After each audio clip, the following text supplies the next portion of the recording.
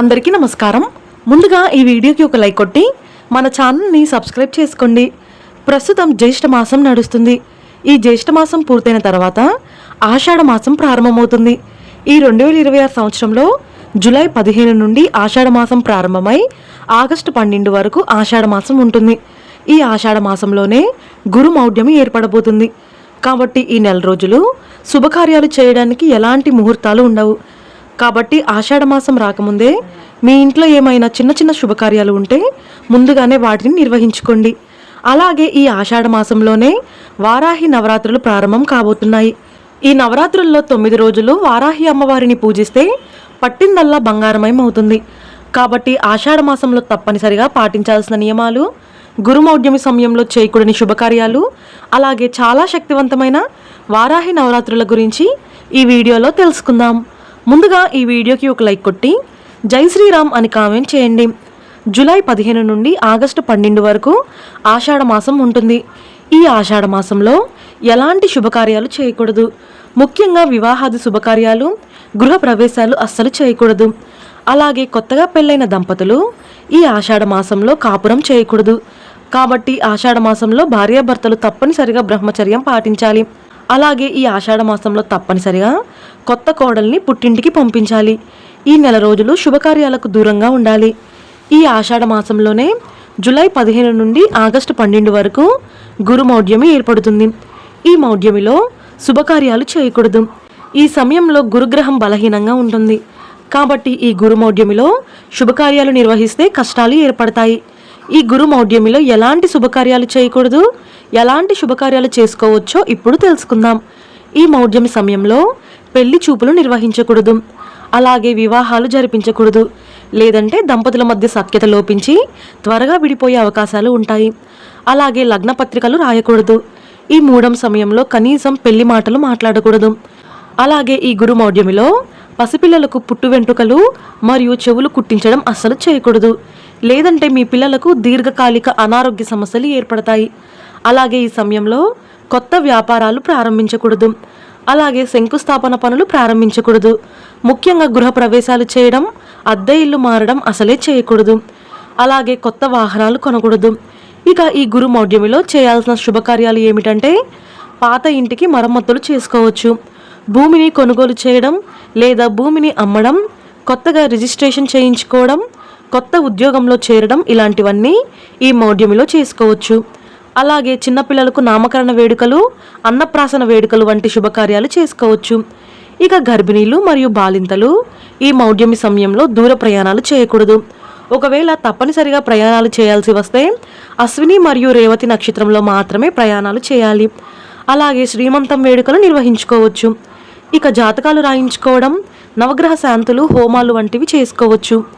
ఈ ఆషాఢ మాసంలో వీలైనంత ఎక్కువగా గ్రామ దేవతలను పూజించాలి. అలాగే దుర్గాదేవిని, శివుడిని, విష్ణుమూర్తిని తప్పనిసరిగా పూజించాలి. ఈ ఆషాఢ మాసంలో మీ ఊర్లో ఉన్న గ్రామదేవత ఆలయానికి వెళ్ళి అమ్మవారికి దద్దోజనం, పులిహోర వంటి నైవేద్యాలను సమర్పించాలి. ఈ నెల జూలై 15 నుండి జూలై 23 వరకు వారాహి నవరాత్రులు ఉంటాయి. ఈ 9 రోజులు వారాహి అమ్మవారిని వివిధ రూపాల్లో పూజించాలి. ఈ నవరాత్రుల్లో కనీసం ఒక్కసారైనా సరే వారాహి అమ్మవారిని పూజిస్తే ఆ వారాహి అమ్మవారి చల్లని చూపు మీ కుటుంబంపై ఎల్లవేళలా ఉంటుంది. కాబట్టి ఈ వారాహి నవరాత్రులు వచ్చేలోపు వారాహి అమ్మవారి చిత్రపటాన్ని తెచ్చుకొని మీ పూజ గదిలో పెట్టుకోండి. ఈ నవరాత్రులు 9 రోజులు సాయంత్రం 6 గంటల నుండి 9 గంటల మధ్యలోనే వారాహి అమ్మవారిని పూజించాలి. లలితాదేవి సైన్యానికి సేనాపతి అయిన శ్రీ వారాహి అమ్మవారిని ఆరాధించడం ద్వారా శత్రు బాధలు తొలగి సకల ఐశ్వర్యాలు రక్షణ కలుగుతాయని నమ్మకం. ఈ వారాహి నవరాత్రుల్లో మీ పూజ గదిలో కలశాన్ని ఏర్పాటు చేసి అమ్మవారిని పూజించాలి. అమ్మవారికి వివిధ నైవేద్యాలు నివేదించాలి. ఈ నవరాత్రుల్లో వారాహి అష్టోత్తరం, దేవి ఖడ్గమాల లేదా లలిత సహస్రనామం పఠనం చేయాలి.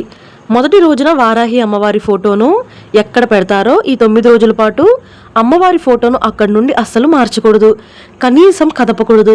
మొదటి రోజు పెట్టిన దీపం 9 రోజుల పాటు వెలుగుతూ ఉండాలి. అంటే అఖండ దీపం పెట్టి జాగ్రత్తగా చూసుకోవాలి. అయితే అఖండ దీపం వెలిగించలేని వారు నిత్య దీపారాధన చేసుకున్నా సరిపోతుంది. ఉదయం నుండి సాయంత్రం వరకు ఉపవాసం ఉండి సాయంత్రం దీపారాధన తర్వాత అమ్మవారికి నివేదించిన నైవేద్యాన్ని ఆహారంగా స్వీకరించాలి. జూలై 15వ తేదీన వారాహి అమ్మవారిని శైలపుత్రిగా పూజించాలి. మొదటి రోజున అమ్మవారిని కనకాంబరం పూలతో అలంకరించి పాలతో చేసిన నైవేద్యం నివేదించాలి. అలాగే రెండవ రోజున బ్రహ్మచారిణిగా అమ్మవారిని పూజించాలి. ఈ రోజున గులాబీ పూలతో అమ్మవారిని అలంకరించి పులిహోర లేదా కట్టె పొంగలిని అమ్మవారికి నివేదించాలి. ఇక నవరాత్రుల్లో 3వ రోజున చంద్రగంట దేవిగా పూజించాలి. ఈ రోజు తామర పూలతో అమ్మవారిని పూజించి కొబ్బరి అన్నాన్ని నైవేద్యంగా నివేదించాలి. ఇక 4వ రోజున కూష్మాండ దేవిగా అమ్మవారిని పూజించాలి. ఈరోజు మల్లెపూలతో అమ్మవారిని పూజించి దద్దోజనం లేదా గారెలను అమ్మవారికి నివేదించాలి. ఇక 5వ రోజున స్కందమాతగా అమ్మవారిని పూజించాలి. ఈరోజు మల్లెపూలతో లేదా జాజిపూలతో అమ్మవారిని పూజించి దద్దోజనం లేదా పులగం నివేదించాలి. ఇక 6వ రోజున అమ్మవారిని కాత్యాయని దేవిగా పూజించాలి. ఈ రోజున నీలం రంగు శంఖ పుష్పాలతో అమ్మవారిని అలంకరించి కేసరి లేదా పులిహోరను నైవేద్యంగా సమర్పించాలి. ఇక 7వ రోజున అమ్మవారు భయంకరమైన కాలరాత్రి రూపంలో ఉంటుంది. ఈ రోజున అమ్మవారిని మల్లెపూలతో అలంకరించి శాకాన్నం, కదంబం లేదా కూరగాయలు వంటివి నైవేద్యంగా సమర్పించాలి. ఇక 8వ రోజున అమ్మవారిని మాతాంగి రూపంలో పూజించాలి. ఈ రోజున అమ్మవారిని ఎర్రటి పూలతో అలంకరించి చక్కెర పొంగలి నివేదించాలి. ఇక చివరగా 9వ రోజున అమ్మవారిని సిద్ధిదాత్రి రూపంలో పూజించాలి. ఈ రోజున తెలుపు రంగు పూలతో అమ్మవారిని అలంకరించి చక్కెర పొంగలి, పాయసం, పులిహోర వంటి నైవేద్యాలను నివేదించాలి.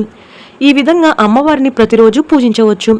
అయితే ఇలా పూజించలేని వారు కనీసం అమ్మవారి ఫోటో ముందు దీపం వెలిగించి నమస్కారం చేసుకున్నా సరే అమ్మవారి చల్లని చూపు మీ కుటుంబంపై ఎల్లవేళలా ఉంటుంది.